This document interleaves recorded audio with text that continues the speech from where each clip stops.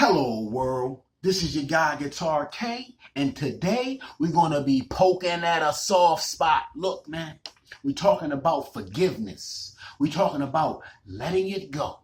We're not talking about forgetting. We're not talking about reconciling and being all buddy and being friends with the person. But what we do got to do is let it go. The forgiveness is for you. It's for you to release all that anger. Release that bitterness. It's killing you. Now, this saying, I didn't make it up. I know you've heard it 1,000 times. I'm about to say it for the 1,001 because it's so true. Holding on to anger and bitterness and not being willing to forgive is like drinking poison and expecting the other person to die. It's boneheaded. It's ridiculousness. It makes no sense. All that anger and bitterness, it's poison. It's killing you from the inside out. And the event or the person, place, or thing which caused you this anger, whenever it happened, it's gone. It's carrying on or whatever, but it's still affecting you. Let's read the definition of resentment. A bitter indignation at having been treated unfairly. And the example it gives is his resentment at being demoted. Now, like I said, we're not going to act like the event didn't happen, okay? He got treated unfairly. He got demoted. Let's say that happened 2 years ago. Okay, we can't change that. It happened. But you got to be able to move on from it. You get another job and you let that go. You don't wake up every morning thinking about, yeah, that motherfucker demoted me, the nerve of him, and yeah. Man, look. Scientists and doctors has proven holding on to that resentment and anger, it causes you stress, which causes you high blood pressure, which causes you depression and anxiety and heart disease. You got to let it go. And like I said, it's for... What you say? They did this to you. He did that. He did that. Like I said, did you not hear what I said? The forgiveness is for you, not for him or her, regardless of what they did. I think that's the part that people don't catch. It's for you. You cannot be the best version of yourself while you're harboring all this hate and anger and keep giving energy to something that happened already. You got to learn to get over it. You got to process it. And you got to be able to move on, man. Look. It's hard to have any type of present or future if you keep resenting the past. I hope you didn't miss that. I'm going to say it again.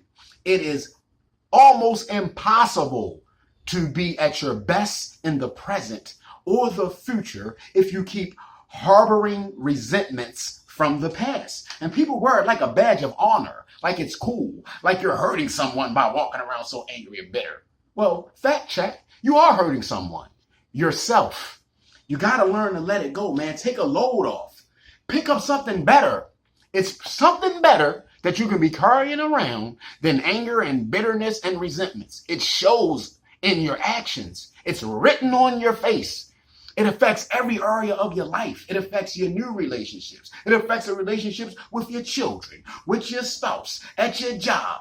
And you try to act like it don't bother you, but it's unavoidable. Until you process it and are really, truly willing to let it go, it's going to affect you until the day you die. And that's a fact. And it's going to help you get there faster if you're not willing to get over them resentments, man.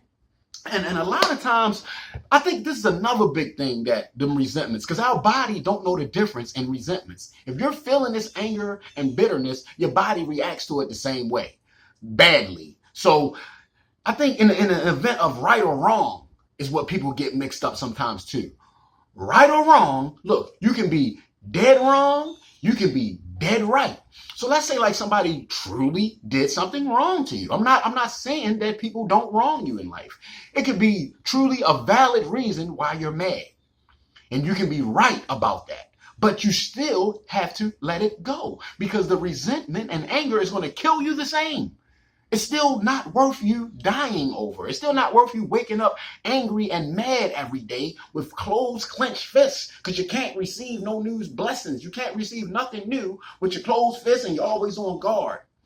the fences and the defenses that you build up to keep all these people out, now that you got all these resentments and anger, it also keeps you in. It keeps you cut off from new love, from new joy, which you need. I'm telling you, look, you're crazy if you don't think you need new love and joy in your life, man. Look, life is about new connections. It's about new possibility. It's about building on to your spirit. It's about becoming new. It's about becoming better. It's almost impossible to do this while you're carrying around this anger and bitterness and resentments.